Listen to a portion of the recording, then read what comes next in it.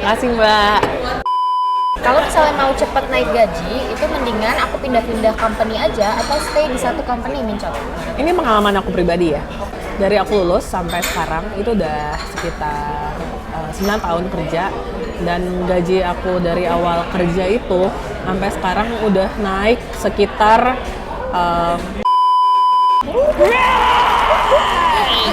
Mantap banget.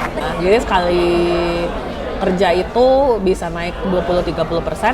Ada satu aku pindah yang aku naik 100% Wah. gajinya. Iya. Double. Double. Wow. Ya. Cuma memang di perusahaan terakhir aku stay lama. Ini udah hampir 4 tahun. Nah, jadi memang untuk di awal-awal karir pindah-pindah oke, dan kalian bisa explore posisinya, explore industrinya.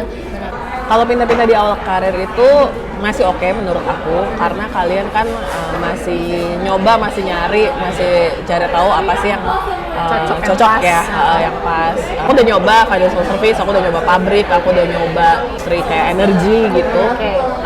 Dan oke, paling cocok ternyata gue di financial service. Jadi aku di tempat yang sekarang bahkan kayak stay udah hampir 4 tahun. Sebelumnya aku di financial service juga stay hampir 3 tahun gitu. Jadi pas awal-awal emang pindah-pindah karena kayak nyoba-nyoba, dan waktu itu juga ada alasannya aku pindah-pindah karena sandwich generation ya. Oh my God, sayang.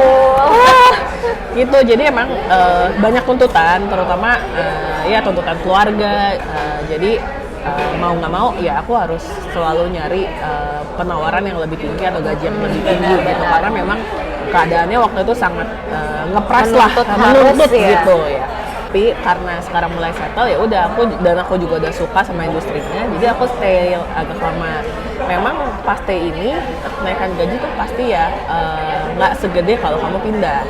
Jadi kenaikan gaji tuh ya 5%, 7%, paling tinggi 10% gitu kan. Jadi kalau mau pindah-pindah di awal karir aja, kalau udah nemu nih perusahaan yang cocok ya udah stay di situ minimal 3 tahun atau 4 tahun.